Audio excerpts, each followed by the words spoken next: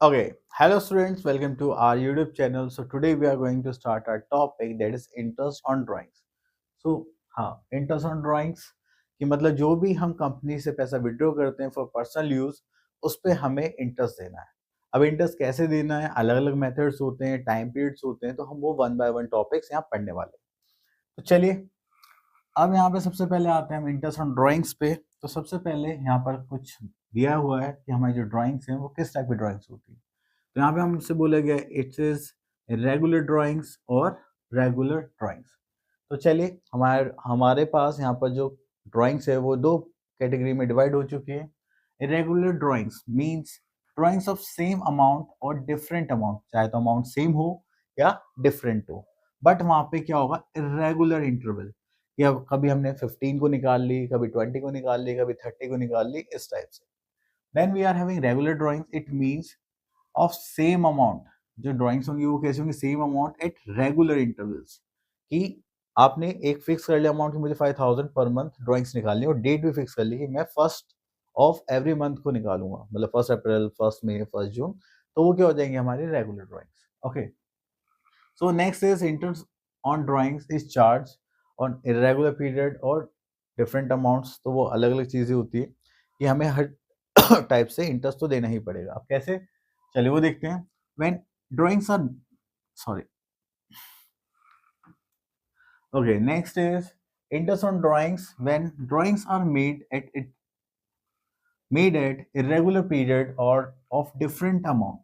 अगर हमारे पास irregular amount है और different period है तो उसके लिए हम क्या यूज करेंगे, product method of calculating interest is follow.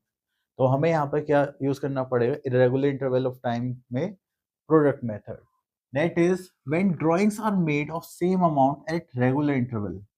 और अगर सेम टाइम पे हम क्या करेंगे, ड्राइंग्स को विड्रॉ करेंगे रेगुलर पीरियड पर, ठीक है, या रेगुलर इंटरवल पर, then interest on drawing is calculated using average profit method.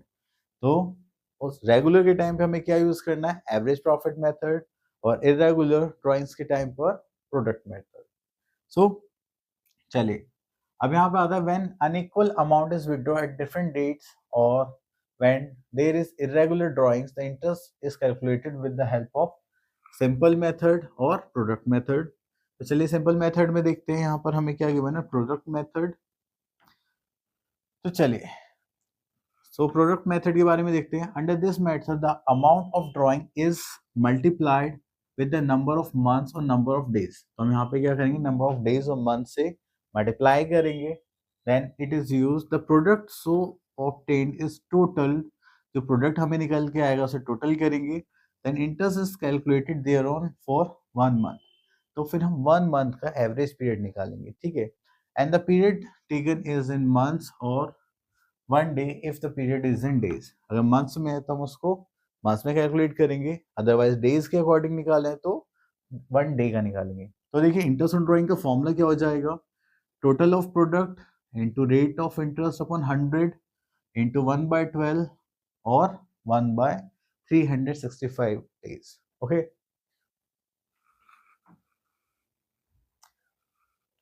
ये तो हो गया हमारा प्रोडक्ट मेथड। अब आते हैं हम average product method, sorry average period method.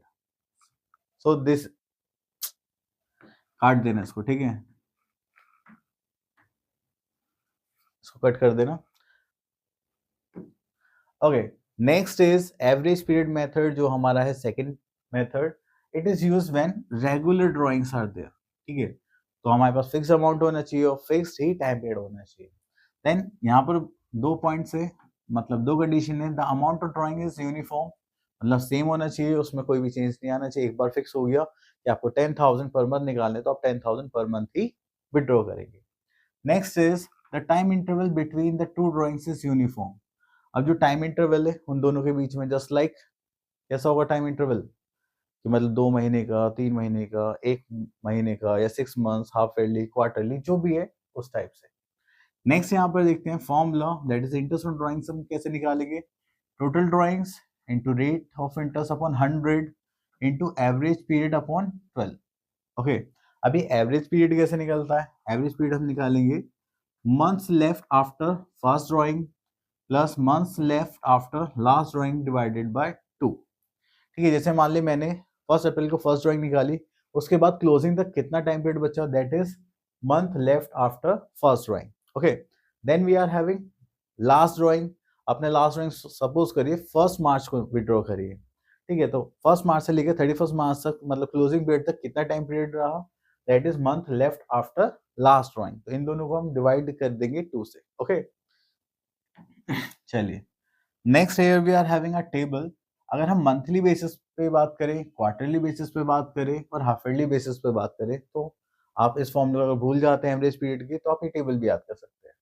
सो तो यहाँ पे टाइम पीरियड्स गिवन है, बिगनिंग, मिड और एंड। अगर आप in the beginning of every month withdraw करते हैं तो क्या होगा, तो आपका जो मंथली बेसिस है in the beginning of each month, तो आपके पास फॉर्म हो जाएगा n+1/2। In the middle of each month तो फॉर्मूला हो जाएगा n/2। In the end of each month तो आपका फॉर्मूला हो जाएगा n-1/2। ये कब होगा, मंथली केसेस में। अगर हम क्वार्टरली बेसिस पर आए तो यहाँ पर जो टेबल है हमारे पास वो क्या हो जाएगी, n+3/2, that is n/2 and n-3/2। Okay, next we are having half yearly. Half yearly में क्या होगा, यहाँ पर बिगिनिंग के केस में n+6/2, n/2 एंड n-6/2। तो ये हो गया हमारा मतलब 3 केसेस रेगुलर टाइम पीरियड के।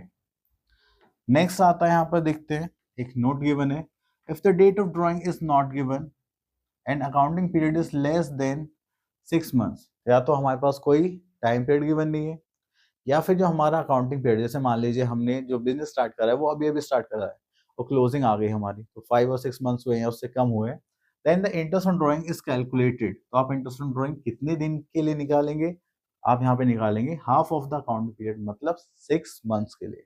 Okay, when the rate of interest is given without the word per annum. ठीक है, the interest is charge without considering the time factor. मतलब ये कहना क्या चाहते हैं, without considering a time factor. अब देखिए, मैंने आपसे बोला कि आपको 10% देना है और मैंने आपसे बोला 10% पर एनम देना है। इसका मतलब है आप यहाँ पे टाइम पीरियड कंसिडर करेंगे 1 मंथ, 2 मंथ, 3 मंथ, जितने भी हमने ड्राइंग्स निकाली है उसके अकॉर्डिंग। लेकिन अगर 10% लिखा हुआ है तो आपको टाइम पीरियड से कुछ कंसिडर नहीं करना, आपको सिर्फ 10% ही निकालना है पूरा ओवरऑल, चाहे 1 महीना हो 2 महीना हो, उससे हमें कोई लेना देना नहीं है। तो यहाँ पे टाइम पीरियड कंसिडर करा जाएगा जब पर एनम गिवन होगा। तो जब पर एनम गिवन नहीं होगा तो आपको टाइम पीरियड से कोई भी मतलब नहीं होना चाहिए। ठीक है, सिर्फ आपको सिंपल 10% निकालना है, that's it. So here we are having our another topic, that is difference between drawings against profit, okay, and drawings against capital।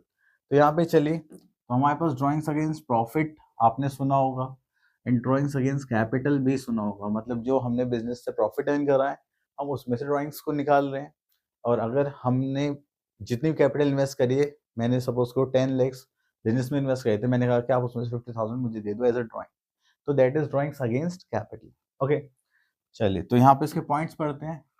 Where it is debited, drawings against profit it is debited to the drawing account.